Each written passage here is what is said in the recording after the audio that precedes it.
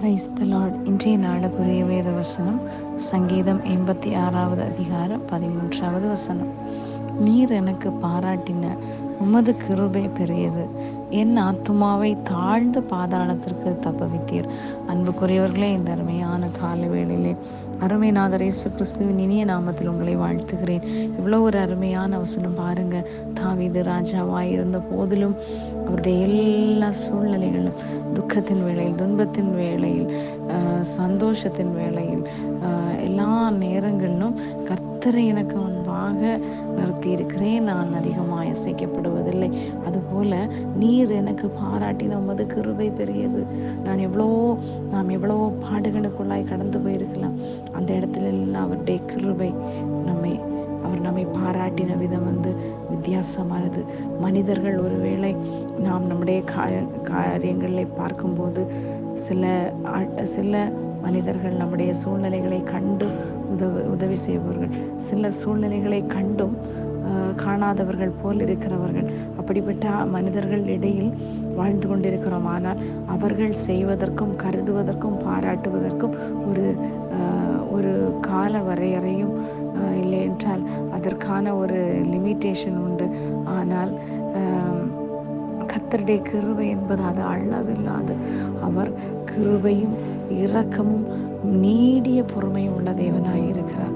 தம்மை நோக்கி கூப்பிடுகிறவருடைய விஷயத்திலே, இரவும் பகலும் தம்மை நோக்கி கூப்பிடுவருடைய விஷயத்திலே அவர் நீடிய பொறுமையுள்ளவராய் இருந்து நீதி செய்யாமல் இருப்பாரோ என்று இருக்கிறது.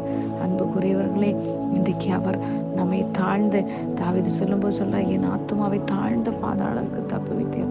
தாழ்ந்த பாதாளத்துக்கு என்று சொல்லும்போது நாம் ஏதோ ஒரு பாவத்தை செய்து இல்லை என்றால் ஏதோ ஒரு சூழ்நிலையிலே ஐயோ நான் மரித்து போனால் நலமாயிருக்கும், எதற்காக இவ்வளவு கஷ்டங்களை அனுபவிக்கிறேன் அப்படின்னு சொல்லிட்டு நீங்க நினைச்சிட்டீங்களா? இல்லை, அந்த இடத்துல கர்த்தருடைய கிருபை உங்களை தாங்கும். அன்புக்குரியவர்களே, கர்த்தருடைய கிருபையும் அன்பும் நாம் ஆழமாய் அறியும் போது அவரை விட்டு விலகவே முடியாது. அப்படியான தாவீது தான், அப்படி ஆண்டவருடைய அன்பை ஆழமாய் ருசித்த தாவீது தான் ஒரு வசனத்திலே சொல்லுகிறார், நான் பாதாளத்தில் படுகை போட்டாலும் அங்கேயும் உம்முடைய கரம் என்னை தாங்கும் என்று சொல்லப்பட்டிருக்கிறது. அன்புக்குரியவர்களே, அதுபோல யோனா கர்த்தருடைய வார்த்தையை மீறி ஒரு இடத்திலே யாத்திரை செய்த போது அங்கும் கர்த்தர் ஒரு வாகனத்தை கட்டளையிட்டது போல ஒரு மீனின் வயிற்றை ஆயத்தமாக்கி வைத்திருந்தார். அந்த மீனின் வயிற்றிலே போகக்கூடிய ஆகாரங்கள் ஒருவேளை சிதைந்து போகக்கூடியதா இருந்தது.